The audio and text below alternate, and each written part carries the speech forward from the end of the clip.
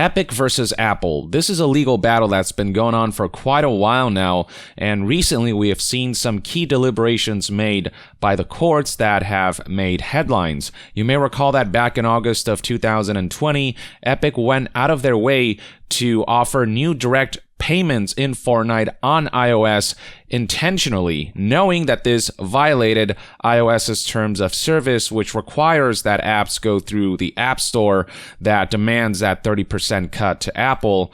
Epic decided to rebel, and they knew that this would happen. Apple kicked off Fortnite from the App Store, and that gave them the ammunition to engage in their lawsuit. They had everything prepared on that same day, August 13th, 2020. They tweeted, "Epic has defied the App Store monopoly. In retaliation, Apple is blocking Fortnite from 1 billion devices. Visit this website and join the fight to stop 2020 from becoming 1984. Alongside the tweet, they also uploaded this video that is basically a parody of one of Apple's previous ads that paints them as Big Brother, giant monopoly, 1984, your rights being suppressed, like that kind of vibe, and essentially telling gamers to rise up. This is straight up just the Gamers Rise Up ad / call to action, encouraging Fortnite players to rebel against Apple, and comparing this to the dystopian society of 1984 is something of a hyperbole, but there are aspects of Epic's lawsuit that do have some merits in terms of how Apple handles the App Store, how they force developers to go through their App Store and pay that 30% cut, not allowing them to divert their consumers and audience base to another payment method that allows them to circumvent the 30% cut that's been an ironclad policy for Apple until recently, and I'll get to that in a bit. Tim Sweeney also likened the battle between Apple and Epic to the fight for civil rights, which just such an awful take that he got rightly called out for, and one of the most moronic and utterly false equivalences. This is just two corpos duking it out in order to try and get more money out of each other. That's all this ultimately comes down to, though. If Apple were to loosen their App Store policies, it would certainly advantage developers. It's just been back and forth for a while, but yesterday on September 10th, 2021,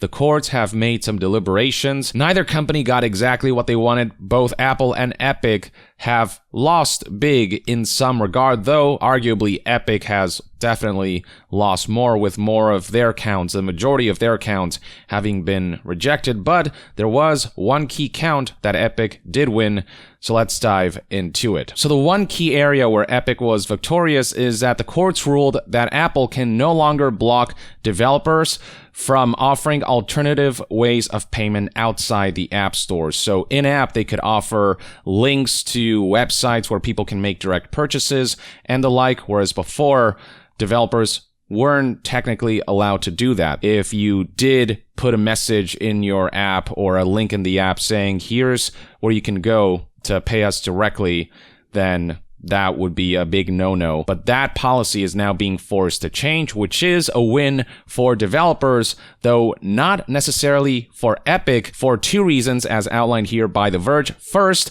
the judge ruled that Epic's injection of its own direct payment scheme into Fortnite on iOS, a move designed to provoke this entire lawsuit, was not okay. Epic breached its contract with Apple. And as a result, secondly, Apple is completely within its rights to keep Epic off the App Store for good. So Epic intentionally broke Apple's policy, knowing that Fortnite would get banned from iOS so that they could start this whole lawsuit, and they were hoping that throughout the course of the lawsuit, the courts would rule that Apple had to reinstate Fortnite. That's not going to happen. Apple can decide that Fortnite can't come back, and that's obviously a significant loss of revenue for Epic, who made quite a bit of money through the iOS version of Fortnite. And because Epic was deemed to have violated Apple's policies when they did pull the whole putting in alternative payment methods when Apple's policy dictated that that wasn't allowed, Epic is being forced to pay some $3.6 million, which is 30% of the $12.2 million in revenue that was generated with a direct payment mechanism that Epic had injected into Fortnite against Apple's rules. So during that time period when Epic decided to get cheeky on purpose to draw a reaction from Apple to start this lawsuit, they made about $12.2 million.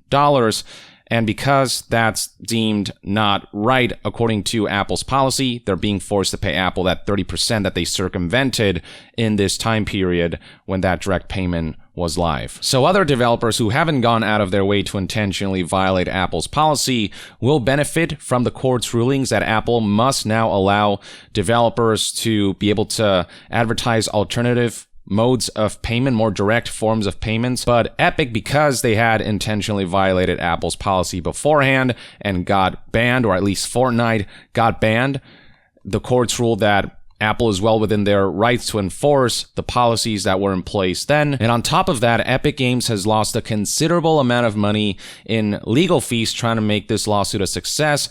And they've also lost quite a bit of money from the lost revenue because Fortnite was banned from iOS, and all that time that Fortnite wasn't up on iOS is hundreds of millions of dollars that has potentially been lost. The Verge here gives you an idea for just how much money Fortnite made on iOS. $614 million in its first 2 years on iOS alone, and on Q4 of 2009 alone, $52.7 million. Now, that's not to say that Epic didn't move the needle at all. As I said, developers will now benefit from the court's ruling that Apple isn't allowed to restrict developers from sharing alternative methods of payment, and that's going to cost Apple quite a bit of money. The Verge notes here how Apple could potentially lose billions, not hundreds of millions, billions, considering that the App Store has generated $19 billion a year in revenue for Apple, $6.3 billion of that only in the US. So if this App Store policy change does end up going through as a result of legal enforcement, just a couple of the whales and the big apps implementing direct forms of payments within the app or linking to alternative forms of payment, that alone could cost Apple to lose billions in revenue per year. Or at least that's the speculation. That's some of the analysis I've seen out there. Only time will truly tell how drastically this will impact Apple's revenue stream. Now, overall, Apple is deeming this to be a victory for them, stating the following. Today, the court has affirmed what we have known all along. The App Store is not in violation of antitrust law, as the court recognized success is not illegal. Apple faces rigorous competition in every segment in which we do business, and we believe customers and developers choose us because our products and services are the best in the world. We remain committed to ensuring the App Store is a safe and trusted marketplace that supports a thriving developer community and more than 2.1 million US jobs, and where the rules apply equally to everyone. So for Apple, victory lies in the fact that things could have turned out much, much worse for them. I mean, sure, they did lose on one account, but because the courts ruled against Epic's argument that Apple is a monopoly, Apple doesn't have to lower that 30% revenue cut, and they don't have to allow developers to release their own app stores. Epic is very much trying to release their own storefront on iOS to compete with the App Store so that they can sell Fortnite and its microtransactions directly, circumvent that 30% cut, and for any other developers who put their apps, their games, their products on Epic's iOS store, Epic could start charging them a percentage of that cut, no doubt, and they could create a new revenue stream through there. This is Epic's ultimate goal, and opening that up would also allow other developers to create their own app stores, their own storefronts through which they can sell things directly. This is what Tim Sweeney means by free Fortnite. They want Fortnite to be outside the confines of the iOS App Store. And while Epic did move the needle a little bit, the fact remains that Epic did fail in their ultimate goal of labeling Apple as a monopolistic entity and opening things up so other storefronts can be installed on iOS as well. Which is why Apple is celebrating, because this could have been much worse, but the courts rule that they're not a monopoly, or at the very least, not a monopoly based on what Epic could prove. The courts didn't necessarily rule out the possibility of Apple being a monopoly. They just said that Epic didn't back it up with enough evidence and they overreached. I'll get to that in a bit. But Epic's response from Tim Sweeney was less victorious. Today's ruling isn't a win for developers or for consumers. Epic is fighting for fair competition among in-app payment methods and app stores for 1 billion consumers. And then on what's going on with Fortnite on iOS, he said Fortnite will return to the iOS App Store when and where Epic can offer in-app payment in fair competition with Apple in-app payment, passing along the savings to consumers. Now, Tim Sweeney did express his intention to keep fighting on. Thanks to everyone who put so much time and effort into the battle over fair competition on digital platforms, and thanks especially to the court for managing a very complex case on a speedy timeline. We will fight on. And then when asked for comment by news outlet The Verge, Epic responded through a spokesperson that the company will be appealing the Epic versus Apple decision. So this legal battle is far from over. This finally brings us to the specifics of the ruling, the exact wording by the courts as presented here in 2 screenshots by Jason Schreier. Let's take a look at these. So first up, we've got this segment that reads, the relief to which Apple is entitled is that to which Epic Games stipulated in the event that the court found it liable for breach of contract, namely, and then right here it's stipulated that Epic must pay 30% of the $12 million in revenue that they generated when they breached Apple's contract. And then number 2 stipulates that Apple is not required to unban Fortnite, that the termination of Fortnite from the iOS App Store was, in fact, valid and lawful. And then here we have the ultimate conclusion. This trial highlighted that big tech encompasses many markets, including, as relevant here, the submarket for mobile gaming transactions. This lucrative $100 billion market has not been fully tapped and is ripe for economic exploitation. Tell me about it. As a major player in the wider video gaming industry, Epic Games brought this lawsuit to challenge Apple's control over access to a considerable portion of this submarket for mobile gaming transactions. Ultimately, Epic Games overreached. As a consequence,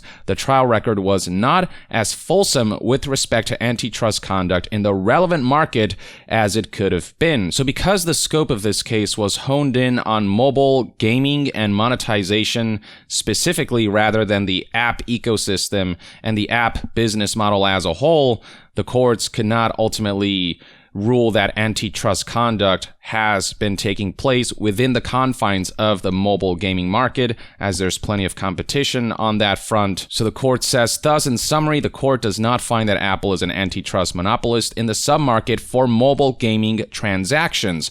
However, it does find that Apple's conduct in enforcing anti-steering restrictions is anti-competitive. A remedy to eliminate those provisions is appropriate. This measured remedy will increase competition, increase transparency, increase consumer choice and information, while preserving Apple's iOS ecosystem, which has pro-competitive justifications. Moreover, it does not require the court to micromanage business operations, which courts are not well suited to do, as the Supreme Court has appropriately recognized. So Apple isn't entirely out of the woods yet, but when it comes to specifically the submarket for mobile gaming transactions, that's where the court deemed that Apple is not an antitrust monopolist. So future lawsuits that expand the scope of the case could potentially get further on that front, but this is as far as Epic got. This is still a noticeable nudge, however. The needle did move, and Apple is also facing scrutiny from other countries, like Korea, for example, recently instated a law that declared that Apple and Google must allow developers to use other payment systems. There was also an investigation on the part of Japan, specifically by the Japan Fair Trade Commission, which was looking into how Apple was handling their App Store, and that investigation forced Apple to concede to let apps like Netflix, Spotify, and Kindle link to the web to sign up, and that prompted this investigation to close. But this really didn't move the needle that much, because the Netflix and Spotify apps on iOS are useless if you don't already have a subscription, and then for the Amazon Kindle app, it doesn't let you buy books there, or even in standard Amazon app, you have to go to a mobile browser to purchase. So these are apps through which you couldn't make direct purchases. These are companies that don't want to give Apple that 30%. They've already been circumventing that, and so now they're being allowed the capability to actually link to where you can subscribe and actually pay for these services. But this concession only applied to these specific apps, to these specific companies that are part of what Apple likes to call the reader apps, this vague category of apps that they created, that they enforce in terms of which apps are reader apps and which aren't, that allow users to subscribe to an app service elsewhere and then log in through iOS. And so you've got exceptions like Netflix and Hulu and all these various apps mentioned here, Spotify, Kindle, you name it, that are part of this category and received additional exemptions from this change as a result of the Japanese investigation. While all of the other apps, all of the other developers, they were still left with the same restrictions until Epic moved the needle with this court case. Though again, Epic itself cannot benefit from that through Fortnite because they did technically violate Apple's policy. So what we're looking at here is a situation where both companies were financially damaged, both companies lost in some way, shape, or form, but Epic definitely lost more in that they couldn't achieve most of what they set out to do, even if they did move the needle a little bit. I think Jason's take here is accurate, so Epic lost on just about every count and will have to pay millions, while Apple now has to let apps use external payment processors, potentially costing them billions. Big win for everyone who was rooting for both companies to lose. And then below that, at least 3 major gaming sites currently have up headlines saying that Epic won today, but to be clear, that is not true. Epic lost on all but one count, one that's far more significant to third-party developers, and has already said it's appealing the ruling. Epic wanted this judge to declare Apple a monopoly and force it to lower fees below 30%, neither of which happened. The judge also ruled that Epic violated Apple's terms and did not rule that Fortnite must be reinstated to the App Store. This was a big loss for Epic. And when somebody else highlighted how the restitution they had to pay Apple, now I've said this before and I'll say it again, I feel zero sympathy for either company. Both of them are trying to claim that they're trying to do what's best for the consumers, to protect consumers and developers and whatever. Both companies are in it for themselves. They're both in it to generate the most revenue and profit possible. Epic is claiming that for them it's all about fighting for the rights of consumers and developers, but you'd be hard-pressed to believe that their ultimate goal isn't to generate even more money from Fortnite than they were before, and trying to pursue endeavors like their own app store, their own storefront on iOS from which they can make even more money. That, I think, is what Epic is mainly looking out for, with the side effect of also potentially helping out other developers. But yeah, this is very much a let them fight kind of situation. Let the two corporate monsters gnaw at each other until they tire themselves out. I have no qualms with seeing both of these companies damaged, while other developers outside of Epic and Apple get to benefit from the court's ruling in this case. But it'll be interesting to see what the future holds, just how much further Epic takes this, how vigorously they'll continue to pursue this, and whether they'll get the courts to side with them, and whether down the line Apple will be forced to loosen their policies on the way apps are installed, the way apps are sold, the way competition can brew on iOS. But the best kind of outcome is when the multi-billion-dollar corporations lose and everyone else gains something from their conflict. Yeah, let them fight, and we'll see how this situation will continue to develop. Until then, let me know in the comments below what your thoughts and opinions are on this whole story, how all of this has developed, on how the court has ruled in this Apple versus Epic legal battle. Share your thoughts below, and to be further updated on all things gaming news, reviews, and discussions, stay tuned right here on Young Yeah. I'll see you guys next time. Young out.